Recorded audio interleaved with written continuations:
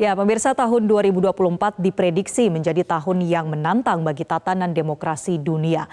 Pasalnya, sebanyak lebih dari 50 negara dijadwalkan akan menggelar pemilihan umum di tahun 2024, termasuk Indonesia. Lantas, apa saja tantangan geopolitik dunia yang akan dihadapi Indonesia? Kemudian, bagaimana para kandidat calon presiden ini diharapkan bisa menjawab tantangan itu dalam debat ketiga yang mengangkat tema pertahanan keamanan, hubungan internasional, dan geopolitik. Lalu, benarkah debat ini akan menguntungkan salah satu kandidat capres? Untuk membahasnya sudah bergabung bersama kami Prof. Karim Suryadi, pakar komunikasi politik, dan Prof. Hikmahanto Juwana, pakar hukum internasional. Selamat pagi Prof. Karim dan Prof. Hikmah. Selamat pagi. Baik, terima kasih sudah bergabung. Saya ke Prof. Karim terlebih dahulu nih. Bagaimana Prof. Anda melihat gagasan dari ketiga capres soal pertahanan keamanan, hubungan internasional, dan geopolitik yang sudah dipaparkan sejauh ini, Prof? Ya, sejauh yang bisa diendus gitu ya dari dokumen yang mereka serahkan ke KPU, visi mereka tentang pertahanan keamanan itu tidak jauh berbeda dan masih global ya. Saya melihat misalnya kalau Paslon 1 meningkatkan sistem pertahanan negara, sementara Paslon 2 memperkuat gitu ya, memantapkan. Sementara Paslon 03 itu menyebut kepemimpinan Indonesia yang sudah sangat luhur. Jadi menurut saya ini sebuah visi yang perlu elaborasi. Karena apa? Karena kita tahu permasalahan pertahanan keamanan ditambah lagi dengan hubungan internasional dan geopolitik Indonesia sekarang makin sangat kompleks dan kritis.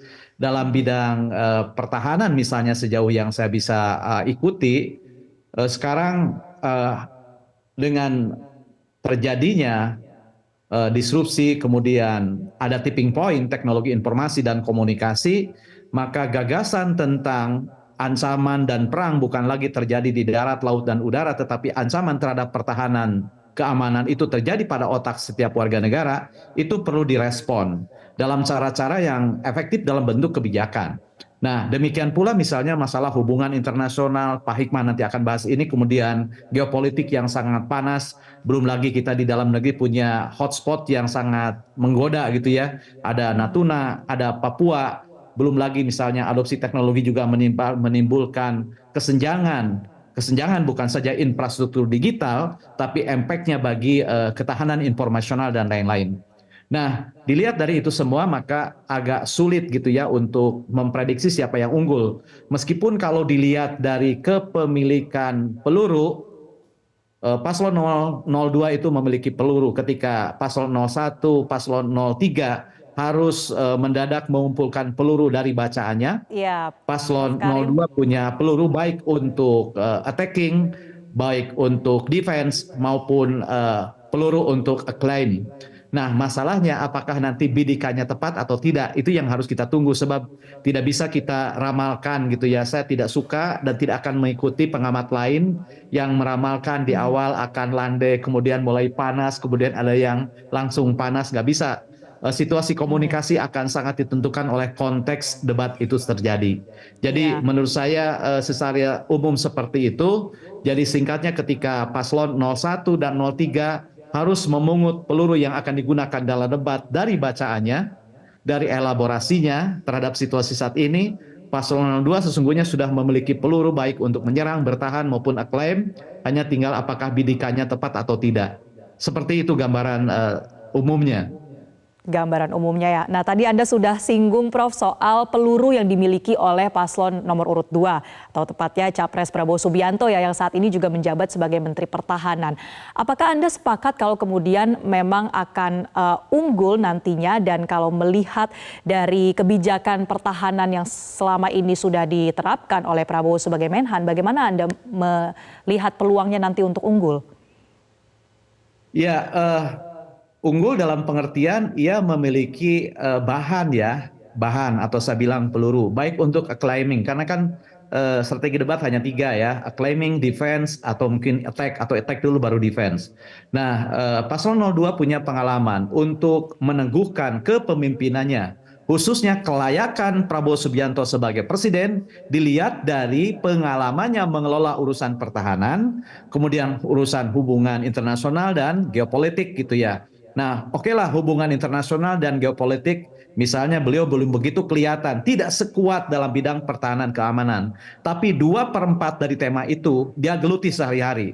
Dan itu semua akan menjadi modal bagi dia untuk meneguhkan pandangan publik tentang kelayakan 02 ini menjadi presiden. Nah, demikian Mhm. pula peluru yang dia miliki juga menjadi amunisi untuk mematahkan serangan yang mungkin dilontarkan oleh paslon 01, 02 sekaligus untuk menyerang balik. Jadi kalau dilihat dari kepemilikan, pengalaman, pengetahuan, dan karakter yang melekat pada dua aspek itu, memang paslon 02 punya modal gitu ya, punya modal. Mhm. Hanya masalahnya begini, dalam debat itu kan biasanya petahana diuntungkan karena memiliki pengalaman mengambil kebijakan, tapi sekaligus juga punya titik lemah karena paslon yang menjadi petahana itu juga sering menjadi sasaran kritik baik kebijakannya, visinya dan lain-lain. Nah, sekarang Ya, tinggal nanti apakah mana yang akan diambil gitu ya? Apakah keuntungan baik. sebagai petahana, kepemilikan pengalaman itu lebih menonjol atau malah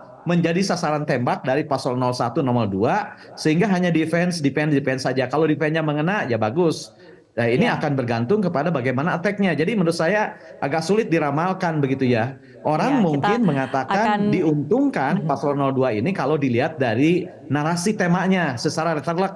Ada pertahanan keamanannya dan paslon 02 adalah Menteri Pertahanan dan Keamanan. Jadi selain dia Menteri Pertahanan dan Keamanan, jangan lupa paslon 02 juga paling sering mengidentifikasi sebagai bagian dari petahana pemerintahan. Jadi isu Ya. melanjutkan itu saya pikir akan lebih menggema sekarang, melanjutkan dalam bidang pertahanan yang sudah diambil selama 5 tahun ke belakang. Hanya masalahnya kan dari sisi hubungan internasional dan geopolitik banyak sekali dinamika yang menuntut pembaharuan Baik. dari sisi keberanian moral untuk mengambil jalan yang lebih bijak gitu ya. Ya, baik.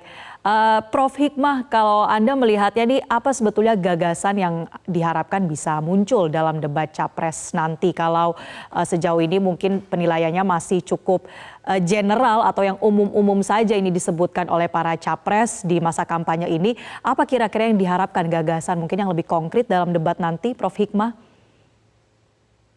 Oke, pertama saya ingin menyampaikan ya, sebenarnya mohon maaf saya mengatakan tidak relevan kita bicara soal unggul atau tidak unggul. Karena di dalam debat Capres ini sebenarnya kita mau mendengar gagasan yang hendak disampaikan ketika beliau-beliau memang memenangkan pemilu Pilpres, ya. Sehingga masyarakat itu tidak membeli kucing dalam karung. Kalau misalnya katakanlah untuk isu tertentu saya akan melakukan seperti ini. Dan kenapa seperti itu? Karena kita tahu bahwa satu fakta bisa dilihat dari dua perspektif yang berbeda. Nah, itu yang akan didengar oleh rakyat.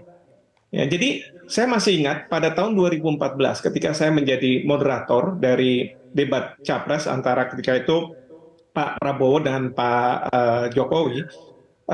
Saya katakan pada teman-teman yang panelis untuk merumuskan persoalan masalah begitu ya yang akan dijawab, saya katakan jangan membuat soal yang sulit. Karena apa? Kita bukan masalah antara mereka menjatuhkan, bukan, tetapi rakyat ingin mendengar. Jadi harus yang sifatnya menyentuh apa yang ingin didengar oleh rakyat. Memang kalau kita bicara masalah geopolitik, hubungan internasional, mungkin rakyat akan mengatakan ini sesuatu yang sangat jauh, katakanlah begitu. Sebenarnya tidak. Ya, bagaimana gagasan-gagasan beliau-beliau ini disampaikan yang langsung menyentuh kepada rakyat. Misalnya saya ambil contoh, berkaitan dengan bagaimana hubungan kita dengan China dan Amerika Serikat pada saat dua negara ini saling berkompetisi. Ya, apakah kita akan tetap misalnya berhubungan erat dengan Tiongkok, China, atau kita akan mengatakan bahwa kita harus ada balance ke Amerika Serikat juga. Dalam konteks seperti apa? Nah, ini yang mungkin harus disampaikan, gagasan-gagasan seperti ini. Lalu yang Ya. berikutnya adalah, kalau misalnya kita bicara tentang 9 garis putus dari China, apakah kita akan tetap tidak mengakui 9 garis putus itu, atau mungkin ada yang mengatakan bahwa enggak, kita harus berunding. Artinya kalau kita berunding berarti kita mau mengakui. Apakah ini tidak membahayakan? Misalnya terkait dengan masalah klaim yang dilakukan oleh Cina. Belum lagi isu terkait dengan pendatang gelap dari Rohingya. Apa yang akan dilakukan? Apakah lebih mementingkan isu kemanusiaan atau mementingkan kepentingan nasional? Ini kan rakyat ingin mendengar. Sehingga rakyat itu ketika dia memilih, dia sudah tahu. Kalau saya memilih, katakan paslon tertentu, maka dia akan menjalankan apa yang dia sampaikan di dalam debat presiden ini. Belum lagi kalau kita bicara soal bagaimana pertahanan kita, ya, ketika kita menghadapi isu yang ada dalam negeri, tetapi juga isu yang ada di dalam luar negeri. Ini juga permasalahan-permasalahan yang kita harus hadapi. Nah, jadi ini yang akan kita dengar nanti. Ya, kalau menurut saya, apakah karena Pak Prabowo sekarang ini jadi Menteri Pertahanan akan lebih unggul? Ya belum tentu juga. Karena apa? Juga, ya? Mungkin isunya tidak hanya semata-mata pertahanan. Bahwa beliau menguasai masalah detail, iya. Tetapi juga ingat ya, di tempatnya Pak Ganjar misalnya ada Jenderal Andika Perkasa. Di tempatnya Pak Anies ada Marskal Madya Sauki. Jadi ini mereka juga akan memberikan pandangan-pandangan mereka. Tetapi sekali lagi bukan masalah unggul atau tidak unggul, tetapi visi mereka ketika menjadi presiden, apa sih yang akan mereka lakukan, itu yang akan rakyat dengar.